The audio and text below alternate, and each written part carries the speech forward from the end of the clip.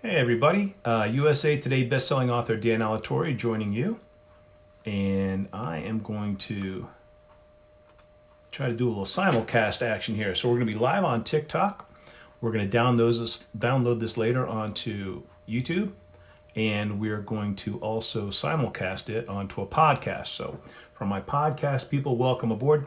Here's what we're going to do. We're going to try to run about 30 minutes today, and then we'll jump over and do a private session. And today what I'm going to talk about so I'm going to tell you about some deleted scenes from some of my books, some alternate endings that some of my stories had. Take your questions if you have them. Feel free to pop on to TikTok and ask me a question live. If for whatever reason you don't feel comfortable doing it live, or if you missed a session, just jump over there and ask it on any one of my TikTok videos, or you can go to my website, danalatorre.com. There's a tab there that says, contact me, and you can ask your questions that way, and I'll save them up for the next session. I'm going to be speaking at the, doing a personal appearance, speaking at the Necronomicon this fall. Let me get that exact date for you.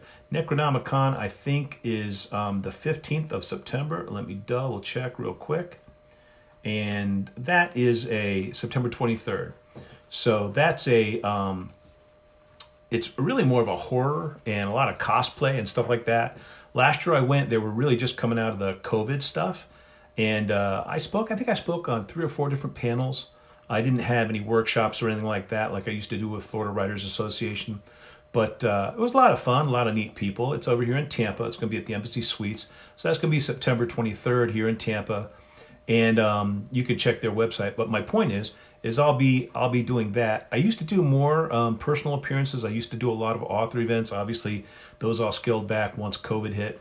And I guess if you're thinking about it, if you're trying to schedule an event, usually you're booking these things out a year and a half in advance. So until maybe the last 6 or 8 months, as COVID started getting lifted, and there's still some areas where COVID isn't lifted, they didn't feel they could schedule an event. Or they would be really restrictive. Now, I live in Florida, so we were much less restrictive than a lot of other places. But I think it prevented a lot of places from having their normal personal appearance type events that they would normally have. So now, hopefully, we're a little past that, and we can get back to maybe business as usual. So that's an upcoming event I got. As far as my novel goes, here's where we're at with this. I finished Killer in the Dark. It's still scheduled to come out May 15. Give me your thoughts as to whether you think I should move it up, because what I typically would do is have a soft release. Soft release is like you don't have a lot of fanfare, you put the book out, and that would be the hardcover, the paperback, and the ebook. Roll those out, and then give your beta readers and your readers club people a chance to get on and read it and give their opinions and post their reviews on Goodreads and Amazon and those places. And then once you have some of that, you've got like a footing, then you can start advertising in the various places where you're going to advertise. So typically I'll do a soft release. That's what I call that. I don't advertise, here's the book, boom, it's out, and go crazy that day. Normally what I do is I release it, and then I stick it out there kind of quietly, and then after a couple of weeks I start cranking up the advertising. Yes, move it up. Love your books. Thank you. Well, we're thinking about moving it up because at this point it's done. There's no real reason not to move it up. And then I'll have my soft release, and then maybe May 1st, like I could move it up to now, and then May 1st start hitting it with advertising. So I'm going to think about that. Feel free to give me your thoughts. If you want to get an autographed copy of any of my books, here's where we're at right now. Here's how this works. So I have to order a stack of the books to come in from the publisher, okay? Then I consign them and stack them up, which means I have to buy the books, have to pay for the shipping. And shipping is expensive, but we're lucky with books. They do it media mail, so they give us a break on it. And obviously, if you order in bulk, your per book cost is going to be less, but you're still outlaying some money. And just because I order a bunch of, let's say, Killer in the Dark paperbacks, that doesn't necessarily mean that's the book that fans want autographed copies of. It might be the first book in that series, Tiffany Lynn is Missing. Or they read those and they really end up liking some other book, like The Gamma Sequence or Double Blind, one of my other series. And then we get a bunch of requests for some book that I don't have a lot of stock around. And I don't want to keep thousands of copies of every single book. Don't want to do that. That's expensive. And it takes up space. I'm a married guy, so got to kind of, keep an eye on where I'm stacking all these books up. Anyhow, so if you want to get an autographed copy, we certainly have the Gamma Sequence, the first book in the Gamma Sequence. We have all the books in the Gamma Sequence. We have, the double-blind books right now, but I don't have 50 copies of them, so of each one. So if you want one, go to my website. Again, click the Contact Me button and just email me and say, hey, I'd like to get a copy. Here's how we're going to do it. And eventually this is going to be set up formally, but it's not set up formally right now. We'll create a link where you can just place the order and buy it through PayPal or however we want you to have to pay for it. How it works is if you're trying to get a paperback, you would, and that's basically all I'm carrying right now is just paperbacks. You would take the paperback. So if you want to know what it's going to cost, it's going to roughly cost this. Take the paperback price and add about $5 onto it. Here's why. So I have to buy the padded envelope so the book will actually get to you without getting ripped to shreds. It's got to be a security type envelope. It's got to have a little padding. And then it costs about $4 for me to send it in the continental United States. If you're outside the continental United States, I'm just gonna be honest with you, we're probably not sending them to you because it costs. I had to send something, not even a book. I had to send, I think it was a hairbrush. I had some friends come. One came from Colorado, one came from Canada, Prince Edward Island, to a writing conference. We all attended the writing conference one year with the idea of doing some networking and then these were author friends, two author friends, with the idea of trying to be presenters at the conference the following year, which worked. We all got invited to be, so we're published authors, we have a little bit of a following, most of us. Anyway, so we got invited to be presenters at the conference the following year. So my friends come back, the one from Colorado, from Canada. Well, when we went to leave, for whatever reason, I think we were in my car at some point. Maybe I was taking them to the airport or whatever. So I get out and I find a hairbrush. So I take a picture and I send it to them. And it's, oh yeah, this is the Canadian lady's hairbrush. And it may have been a hair curling iron. I don't know. It wasn't something that cost a lot. So I think it was a hairbrush, but I don't really remember. And so I emailed her, hey, so is this yours? Yeah, it's mine. Don't worry about it. I'm like, well, I'll pop it in the mail to you. I mean, what's the harm? Oh, here's the harm. I think the hairbrush might have been a $5 or $10 hairbrush. I don't know. But the shipping to get it to Canada and the Prince Edward Island, it's not like there was some crazy thing. It's a place that gets mail. It's not in the middle of Manitoba on top of a mountain or something. Anyhow, so it costs like $20 to send it to her. So even though it really wasn't worth the $20 to send it to her, and it would have been very easy for her to go replace it, which she may have, it was more like, well, I said I would do it, so now I feel like I need to do it, right? So that's what I ended up doing. And from that, I learned. I have some British friends who have sent me signed copies of their books, and when I look at the postage, it's like, wow, you dropped $20 to mail this to me, or sometimes a little less, sometimes a little more. I have friends in Norway. So all I'm getting at is, out of the continental United States, actually, I think anywhere in the United States, period, is fine. But like if you're in Guam, maybe that not. We have what's called media mail, and they give us a break for sending stuff. So if you're out of that area, overseas or whatever, probably not a good idea for you to try to buy one of my paperbacks autographed. Now, as far as that's why they have Amazon UK and all those other sites. They can do it there. All right. So right now, if you live in the United States, you want to get an autographed copy, just go to my website, danalatorre.com. Click the Contact Me button. Say, hey, I'd like a signed copy of Gamma Sequence. Be like, okay, it's probably $15.99 on the website. Add $5 onto that. There probably would be tax, but I think maybe we get a retail exemption. I don't know. I'll have to find out. Anyhow, when we have the website set up for it, you'll be able to do it there. If you need a copy in between now and then, just basically you're emailing me and I'll tell you what it's going to cost. And then you can decide. And if you decide yes, then you just pay me through PayPal. I'll put it in the mail to you the next day, media mail, send you a tracking number and all that. That's worked out really well. I've sent a bunch of books to people for free on TikTok. And that's been worked out pretty well. I really like the tracking number, because then I know it's supposed to get there on Wednesday, let's say, like a week from today, Wednesday. It's usually pretty quick, usually like 4 days, I think, maybe 5. And I can tell them, hey, it's supposed to show up Wednesday. Please let me know if it doesn't show up. And then I get an email back, hey, it came, I'm so excited. Okay, good. Then I can not worry about, it didn't show up. Now, these were books I was sending out for free. Obviously, if somebody's paying for a book, I definitely want to make sure you get it.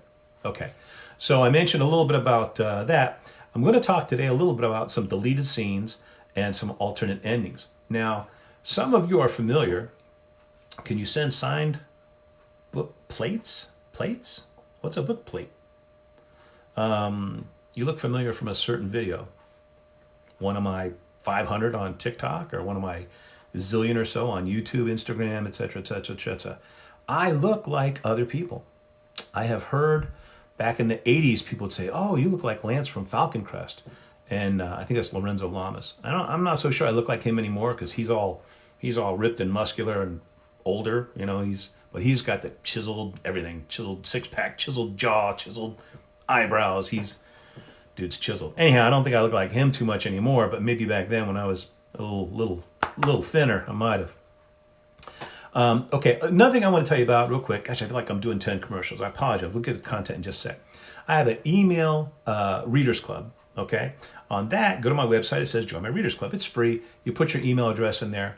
And once or twice a month, I tell you what's going on, kind of like I kind of do here, but this being a live session, you might miss it. And email is easier. You can read it when you want. If there's something you need to go back and check out, you can hang on to it and go back and check it out. I usually, the progress of my novel, like the current novel I'm working on, some of the fun things about different things going on around here with me and my daughter, etc., etc. Okay? Sticker like a label, just like a little fancier. Oh, gotcha. Okay. Can you send? Yeah. So again, typically, probably not going to send books overseas. It's just really expensive. Now, but here's the thing. Like, I had a friend. Was she in South Africa or somewhere? I think it was South Africa. And she was so, yes, I'm almost positive it was South Africa. She was like, can you send it to the post office and put a holding thing on it? But how they do their addresses there was very different from how we do it here. And I just told her, type me exactly what I need to put on that label. And her concern was she wanted it sent to her house because they had such a high incident of theft of packages left residentially, not like in her neighborhood, like in her city, maybe in her country. I don't know. So things are just different. You put a package on my front door, it could be there, a couple days. Nobody's gonna drive down my driveway and get it. So we just understand it's a little different everywhere. Anyway, so I have my Readers Club. I email people on that, and it's free to join. But I also wanted to ask. I was talking to my nephew. He's maybe 25, and people of his age, is my understanding. It's my feeling from talking to people who are around 25 or so that they really don't use email very much. They prefer to get text updates. So how his thing is, there was a bread company.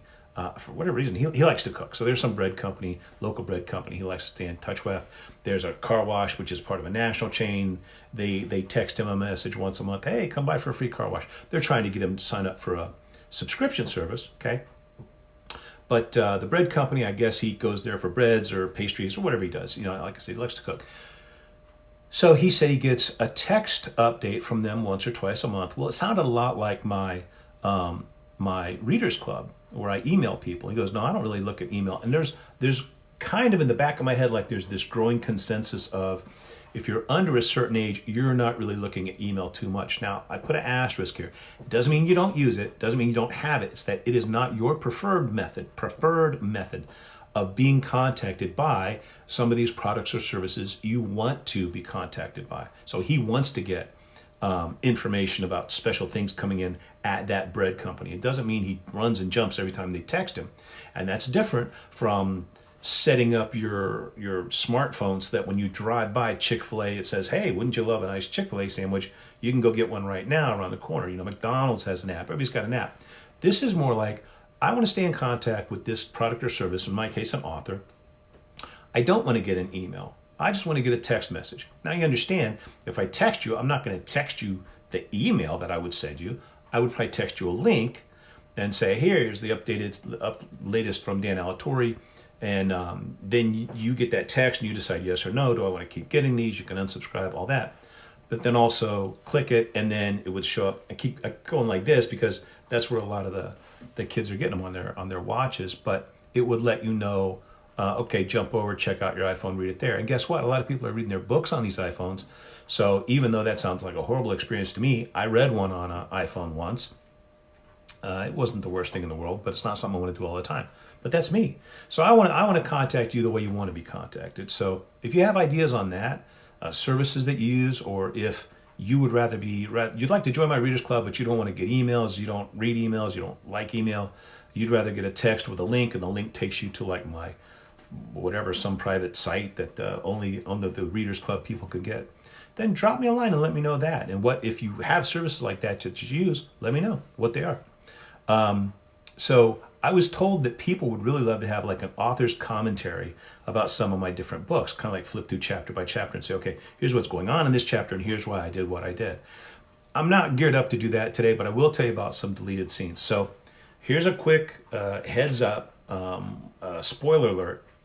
I'm going to talk about 3 different books. The first book I'm going to talk about is Primary Target. Okay, so if you have not read Primary Target, if you haven't read it all the way to the end, plug your ears and bail out. And I'll still try to discuss it in such a way that if you're going to read it, it doesn't ruin all the fun suspense and twists for you. Okay, but so in Primary Target, I originally had.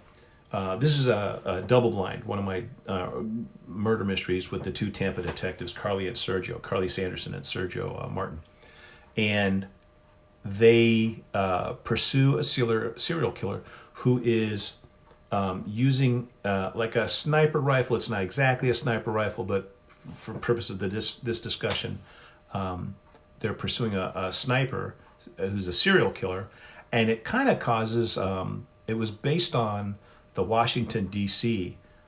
Sniper killings, where people really in that area at that time had no idea why the victims were being chosen, how they were being chosen, what was causing someone to become a sniper victim versus, it's like you could stay in your house, you would feel like you might be safe, and then go out to your car and get shot by the sniper. Nobody really knew why. Some people got killed at gas stations, one got on a golf course. So I decided in my story, so I decided to really set up that paranoia, like people didn't know where they would be safe. And then the sniper made some kind of comment about shooting school children as they got off the bus, and that, you put kids at risk and you will see the community go crazy. So they pursue this. Now, one of the things I did that was fun for me, I think fun for the reader. Sergio got in trouble at the beginning of that story. He was he was doing a chase with the person, he saw the person who had killed his partner earlier, before Carly became his partner, and he was on a day off, and he saw the guy. He had borrowed Carly's car. She used to have an orange Camaro at the time, and he decides it's an opportunity. He can't pass it up. He's got to chase down the guy who killed his partner. So he chases him in a high-speed chase through Tampa. I think it reads pretty well, but at the end he wrecks her car, and obviously he's not supposed to be doing a high-speed chase, much less on his day off. So he gets suspended. So while he's suspended, he is doing some other things to stay busy, stay out of trouble, and bring in some money.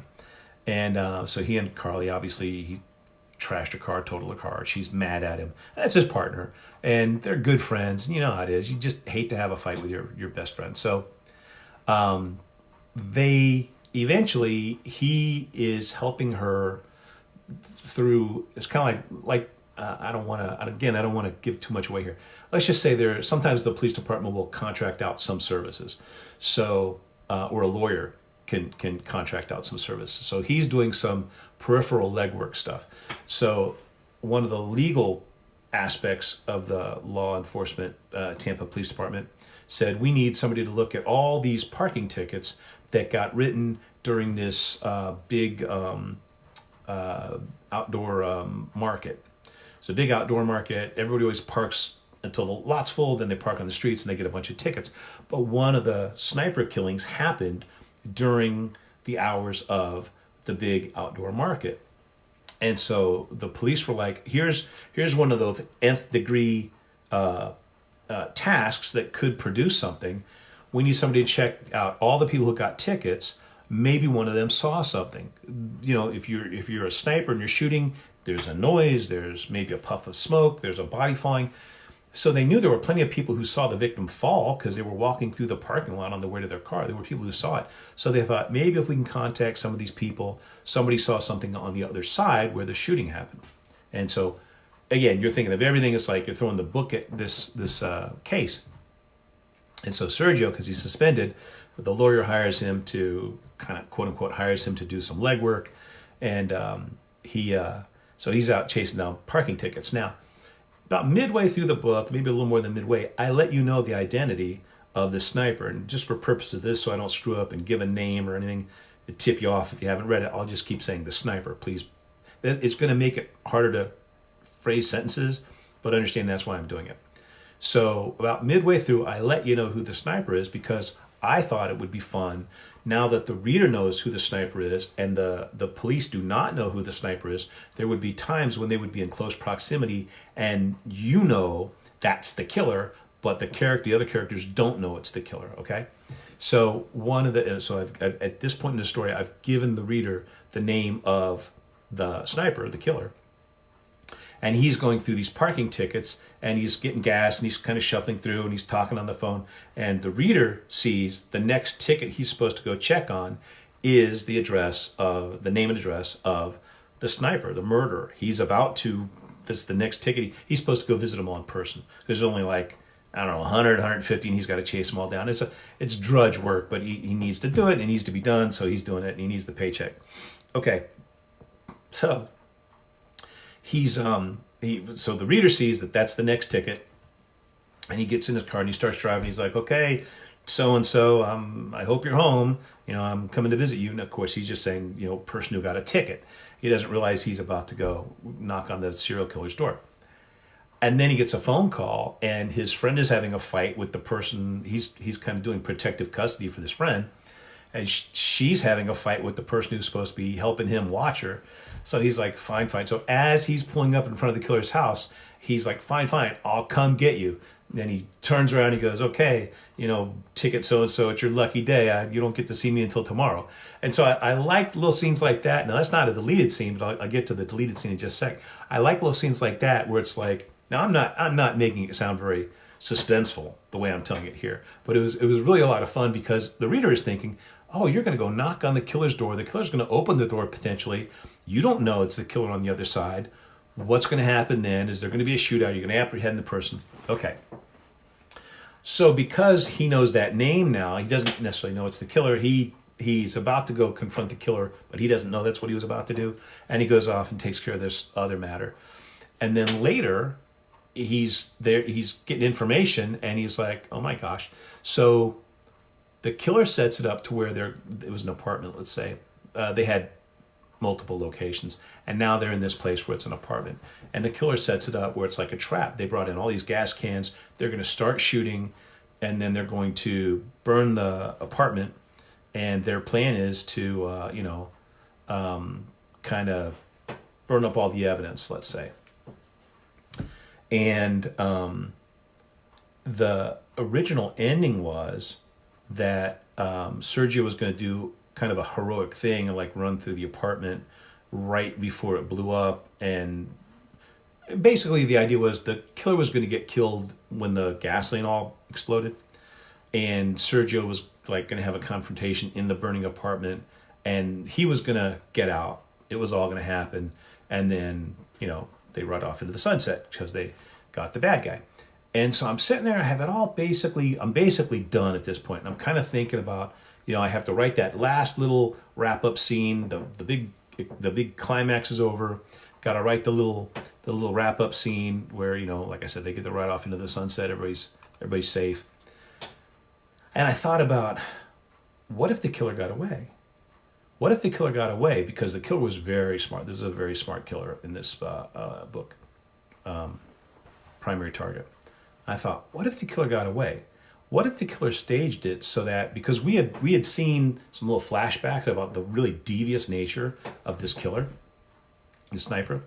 I said, what if the killer got away, but set it up to where nobody would know? In that burning apartment, you would have a lot of evidence.